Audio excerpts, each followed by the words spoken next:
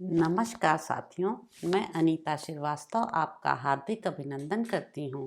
श्रीमद् वाल्मीकि रामायण में आज का प्रसंग है सुमंत्र का राजा की आज्ञा से श्री राम को बुलाने के लिए उनके महल में जाना। वे वेदों के पारंगत ब्राह्मण तथा राजपुरोहित वह रात बिताकर प्रातःकाल राजद्वार पर उपस्थित हुए थे। मंत्री, सेना के मुख्य मुख्य अधिकारी और बड़े बड़े सेठ साहूकार श्री रामचंद्र जी के अभिषेक के लिए बड़ी प्रसन्नता के साथ वहां एकत्र हुए थे। निर्मल सूर्योदय होने पर दिन में जब पुष्य नक्षत्र का योग आया तथा श्री राम के जन्म का कर्क लग्न उपस्थित हुआ, उस समय श्रेष्ठ ब्राह्मणों ने श्री राम के अभिषेक के लिए सारी सामग्री एकत्र करके उसे जचाकर रख दिया। जल से भरे हुए सोने के कलश, भली भांति सजाया हुआ भद्रपीठ, चमकीले व्याघ्र चर्म से अच्छी तरह आवृत रथ, गंगा यमुना के पवित्र संगम से लाया हुआ जल, ये सब वस्तुएं एकत्र कर ली गई थीं। इनके सिवा जो अन्य नदियां, पवित्र जलाशय, कूप और सरोवर हैं तथा जो पूर्व की ओर बहने वाली नदियां हैं, ऊपर की ओर प्रवाह वाले जो सरोवर हैं तथा दक्षिण और उत्तर की ओर बहने वाली जो नदियां हैं जिनमें दूध के समान निर्मल जल भरा रहता है, उन सब से और समस्त समुद्रों से लाया हुआ जल वहां संग्रह करके रखा गया था। इनके अतिरिक्त दूध, दही, घी, मधु, लावा, कुश, फूल, 8 सुंदर कन्याएं, मदमत्त गजराज और दूध वाले वृक्षों के पल्लवों से ढके हुए सोने चांदी के जलपूर्ण कलश भी वहां विराजमान थे, जो उत्तम जल से भरे होने के साथ ही पद्म और उत्पलों से संयुक्त होने के कारण बड़ी शोभा पा रहे थे। श्री राम के लिए चंद्रमा की किरणों के समान विकसित कांति से युक्त श्वेत पीतवर्ण का रत्न जटित उत्तम चंवर सुसज्जित रूप से रखा हुआ था। चंद्रमंडल के समान सुसज्जित श्वेत छत्र भी अभिषेक सामग्री के साथ शोभा पा रहा था, जो परम सुंदर और प्रकाश फैलाने वाला था। सुसज्जित श्वेत वृषभ और श्वेत अश्व भी खड़े थे। सब प्रकार के बाजे मौजूद थे। स्तुति पाठ करने वाले बंदी तथा अन्य मागध आदि भी उपस्थित थे। इक्ष्वाकु वंशी राजाओं के राज्य में जैसी अभिषेक सामग्री का संग्रह होना चाहिए, राजकुमार के अभिषेक की वैसी ही सामग्री साथ लेकर वे सब लोग महाराज दशरथ की आज्ञा के अनुसार वहां उनके दर्शन के लिए एकत्र हुए थे। राजा को द्वार पर न देखकर वे कहने लगे, कौन महाराज के पास जाकर हमारे आगमन की सूचना देगा? हम महाराज को यहाँ नहीं देखते हैं। सूर्योदय हो गया है और बुद्धिमान श्री राम के यौव राज्याभिषेक की सारी सामग्री जुट गई है। वे सब लोग जब इस प्रकार बातें कर रहे थे, उसी समय राजा द्वारा सम्मानित सुमंत्र ने वहां खड़े हुए उन समस्त भूपतियों से यह बात कही, मैं महाराज की आज्ञा से श्री राम को बुलाने के लिए तुरंत जा रहा हूँ। आप सब लोग महाराज के तथा विशेषतः श्री रामचंद्र जी के पूजनीय हैं। मैं उन्हीं की ओर से आप समस्त चिरंजीवी पुरुषों के कुशल समाचार पूछ रहा हूँ। आप लोग सुख से हैं ना? ऐसा कहकर और जगे हुए होने पर श्री महाराज के बाहर न आने के कारण बताकर पुरातन वृत्तांतों को जानने वाले सुमंत्र पुनः अंतःपुर के द्वार पर लौट आए। वह राजभवन सुमंत्र के लिए सदा खुला रहता था। उन्होंने भीतर प्रवेश किया और प्रवेश करके महाराज के वंश की स्तुति की। तदंतर वे राजा के शयन गृह के पास जाकर खड़े हो गए। उस घर के अत्यंत निकट पहुंचकर, जहां बीच में केवल चिक का अंतर रह गया था, खड़े हो वे गुण वर्णन पूर्वक आशीर्वाद सूचक वचनों द्वारा रघुकुल नरेश की स्तुति करने लगे। ककुस्थ नंदन, चंद्रमा, सूर्य, शिव, कुबेर, वरुण, अग्नि और इंद्र आपको विजय प्रदान करें। भगवती रात्रि विदा हो गई।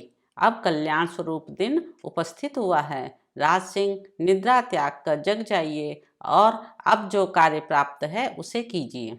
ब्राह्मण, सेना के मुख्य अधिकारी और बड़े बड़े सेठ साहूकार यहाँ आ गए हैं। वे सब लोग आपका दर्शन चाहते हैं। रघुनंदन, जागिए। मंत्रणा करने में कुशल सूत सुमंत्र जब इस प्रकार स्तुति करने लगे, तब राजा ने जाकर उनसे यह बात कही, सूत, श्री राम को बुला लाओ और यह जो मैंने तुमसे कहा था उसका पालन क्यों नहीं हुआ? ऐसा कौन सा कारण है जिससे मेरी आज्ञा का उल्लंघन किया जा रहा है? मैं सोया नहीं हूँ, तुम श्री राम को शीघ्र यहाँ बुला लाओ। इस प्रकार राजा दशरथ ने जब सूत को फिर उपदेश दिया, तब वे राजा की वह आज्ञा सुनकर सिर झुकाकर उसका सम्मान करते हुए राजभवन से बाहर निकले। वे मन ही मन अपना महान प्रिय हुआ मानने लगे। राजभवन से निकलकर सुमंत्र ध्वजा पताकाओं से सुशोभित राजमार्ग पर आ गए। वे हर्ष और उल्लास में भरकर सब ओर दृष्टि डालते हुए शीघ्रता पूर्वक आगे बढ़ने लगे। सूत सुमंत्र वहां मार्ग में सब लोगों के मुंह से श्री राम के राज्याभिषेक की आनंददायिनी बातें सुनते जा रहे थे। तदंतर सुमंत्र को श्री राम का सुंदर भवन दिखाई दिया, जो कैलाश पर्वत के समान श्वेत प्रभा से प्रकाशित हो रहा था। वह इंद्र भवन के समान दीप्तिमान था। उसका फाटक विशाल किवाड़ों से बंद था। सैकड़ों वेदिकाएं उस भवन की शोभा बढ़ा रही थीं। उसका मुख्य अग्रभाग सोने की देव प्रतिमाओं से अलंकृत था। उसके बाहर फाटक में मणि और मूंगे जड़े हुए थे। वह सारा भवन शरद ऋतु के बादलों की भांति श्वेत कांति से युक्त, दीप्तिमान और मेरु पर्वत की कंदरा के समान शोभायमान था।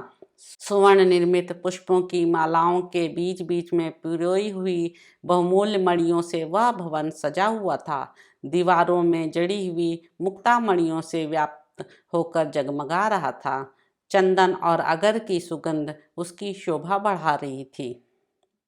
वह भवन मलयाचल के समीपवर्ती दरदुर नामक चंदनगिरी के शिखर की भांति सब और मनोहर सुगंध बिखेर रहा था।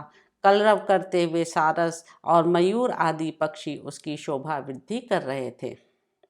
सोने आदि की सुंदर ढंग से बनी हुई भेड़ियों की मूर्तियों से वह व्याप्त था। शिल्पियों ने उसकी दीवारों में बड़ी सुंदर नक्काशी की थी।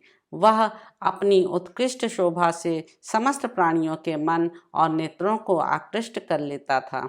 चंद्रमा और सूर्य के समान तेजस्वी, कुबेर भवन के समान अक्षय संपत्ति से पूर्ण तथा इंद्रधाम के समान भव्य एवं मनोरम उस श्री राम भवन में नाना प्रकार के पक्षी चहक रहे थे।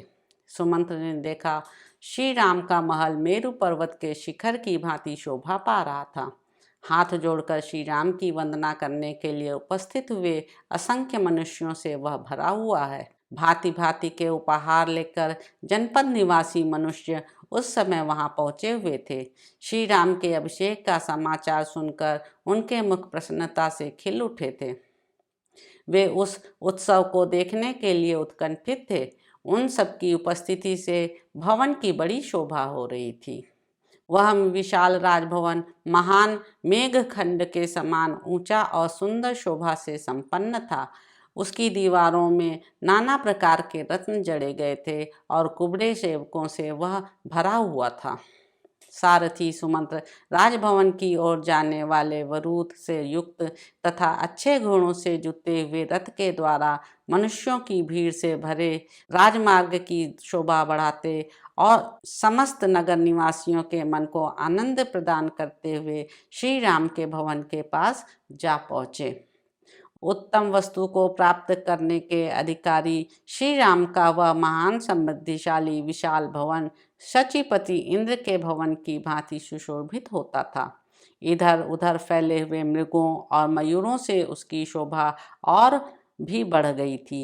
वहां पहुंचकर सारथी सुमंत्र के शरीर में अधिक हर्ष के कारण रोमांच हो आया। वहाँ कैलाश और स्वर्ग के समान दिव्य शोभा से युक्त सुंदर सजी हुई अनेक ड्योढ़ियों को लांघकर श्री रामचंद्र जी की आज्ञा में चलने वाले बहुतेरे श्रेष्ठ मनुष्यों को बीच में छोड़ते हुए रथ सहित सुमंत्र अंतःपुर के द्वार पर उपस्थित हुए। उस स्थान पर उन्होंने श्री राम के अभिषेक संबंधी कर्म करने वाले लोगों की हर्ष भरी बातें सुनी, जो राजकुमार श्री राम के लिए सब ओर से मंगल कामना सूचित करती थीं।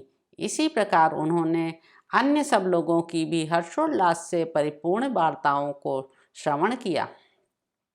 श्री राम का वह भवन इंद्र सदन की शोभा को तिरस्कृत कर रहा था। मृगों और पक्षियों से सेवित होने के कारण उसकी रमणीयता और भी बढ़ गई थी।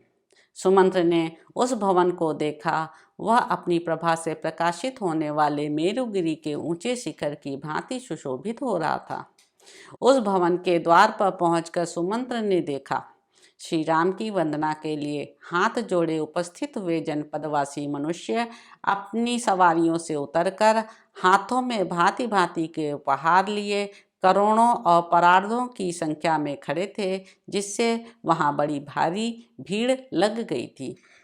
तदंतर उन्होंने श्री राम की सवारी में आने वाले सुंदर शत्रुंजय नामक विशालकाय गजराज को देखा, जो महान मेघ से युक्त पर्वत के समान प्रतीत होता था। उसके गंडस्थल से मद की धारा बह रही थी। वह अंकुश से काबू में आने वाला नहीं था। उसका वेग शत्रुओं के लिए अत्यंत असह्य था।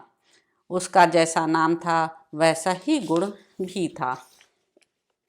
उन्होंने वहाँ राजा के परम प्रिय मुख्य मंत्रियों को भी एक साथ उपस्थित देखा, जो सुंदर आभूषणों से विभूषित थे और घोड़े, रथ तथा हाथियों के साथ वहाँ आए थे।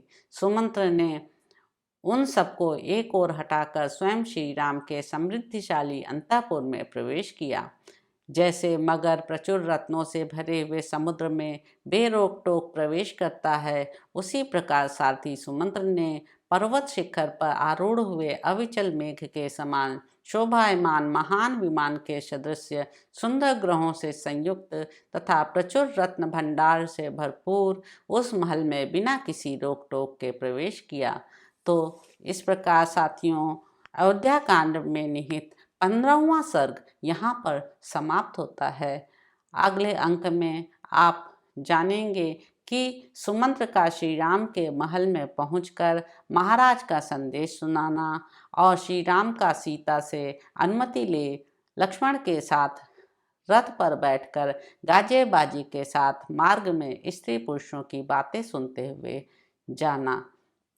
तो आप मेरे इस चैनल को लाइक करें, शेयर करें, सब्सक्राइब करें। धन्यवाद दोस्तों।